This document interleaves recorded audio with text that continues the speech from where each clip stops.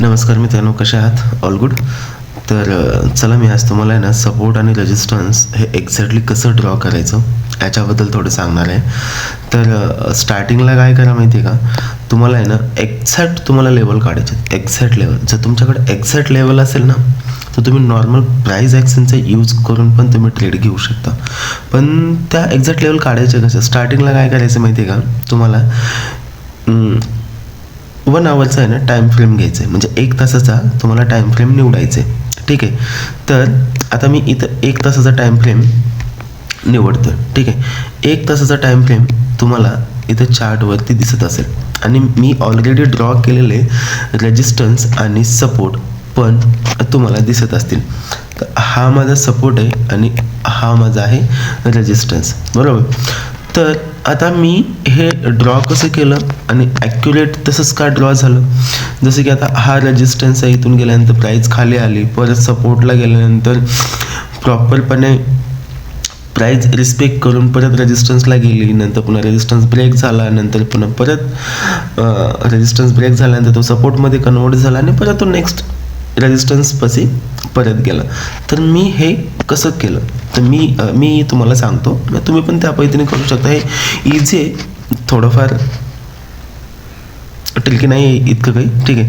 तर तुम्हाला काय करायचं आहे, प्राईस एकाच लेवलला एकापेक्षा जास्त वेळेस टच करते का, म्हणजे टच करते का, हे तुम्हाला शोधायचं आहे. तर याच्यामध्ये प्राईस, आता प्राईस बघायला गेलं तर इथं तुम्ही बघू शकता 4400ला प्राईजने काय केलेलं आहे, फर्स्ट टच दिलेलं आहे, इथं सेकंड टच दिलेलं आहे, बरोबर.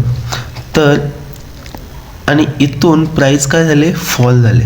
ज्या पॉईंटपासून प्राईस फॉल होते तर तो काय झाला आपला, तो झाला आपला रेजिस्टन्स. ओके. आता सपोर्ट बघायला गेलं तर हे 4320 आणि 4300, हा इथे एक पॉईंट टच झालेला आहे, इथे एक पॉईंट टच झालेला आहे, इथे एक पॉईंट टच झालेला आहे, इथे एक पॉईंट टच झालेला आहे.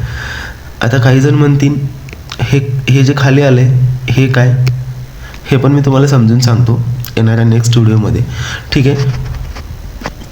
फक्त पहिलं हे घ्या समजून की तुम्हाला 1 तासाच्या टाईम फ्रेमवरती तुम्हाला सपोर्ट आणि रेजिस्टन्स ड्रॉ करायचं. ते कसं, एकापेक्षा ज्यावेळेस 2 पॉईंट टच एका प्राईजला होतात ती वाली एक लाईन ड्रॉ करायची आणि रेजिस्टन्सला पण सपोर्टला पण तसंच करायचं की एकापेक्षा जास्त पॉईंट तुम्हाला एका जागी टच होताना दिसत असेल तर ते तुम्हाला ड्रॉ करायचं. हे ड्रॉ करून झाल्यानंतर तुम्हाला यायचं आहे 15 मिनटाच्या टाईम फ्रेमवरती आणि 15 मिनटाच्या टाईम फ्रेमवरती आल्यानंतर तुम्हाला बघायचे की खरंच प्राईस त्या लेवलला रिस्पेक्ट करते का. तर तुम्हाला ते व्यवस्थितपणे दिसेल की प्राईस त्या लेवलला रिस्पेक्ट करेल. आता सपोज जर तुमच्यापाशी हा ड्रॉ केलेला रेजिस्टन्स अगोदरच आहे, ठीक आहे, इथून प्राईस खाली आली आणि हा सपोर्ट तुमच्यापाशी अगोदरच आहे. ज्यावेळेस पण प्राईस येतील त्यावेळेस तुम्ही डिसिजन घ्याल ना की इथं बायर्स आहेत, इथून प्राईस अपवर्ड जाऊ शकते, कारण ट्रेडिंगमध्ये सगळं काही हे प्रोबॅबिलिटीवरच चालतं ना. तर तुमच्यापाशी हा एक रेजिस्टन्स होता, हे तुम्ही ड्रॉ केला होता, हे तुम्हाला कळालं. पण ज्यावेळेस प्राईस इथं आली त्यावेळेस तुम्ही प्राईसची ॲक्शन बघा, इथं कुठली कॅन्डल बनते ते चेक करा, डबल टॉप बनते का हे चेक करा, डबल बॉटम बनते का ते चेक करा. आता काही नवीन कन्सेप्ट आलेत मार्केटमध्ये की कोणी SMC यूज करतं, कोणी ICT यूज करतं, वेगवेगळ्या गोष्टी आहेत, पण त्या सेमच त्याच पद्धतीनंच वर्क करतात. फक्त एंट्री मॉडेल जो आहे तो थोडा बहुत चेंज होतो, एवढं काही नाही, जसा तुमचा सेटअप आहे त्या पद्धतीनं. ठीक आहे. हा जर व्हिडिओ आवडला असेल तर लाईक करा, कमेंट करा, सबस्क्राईब करा.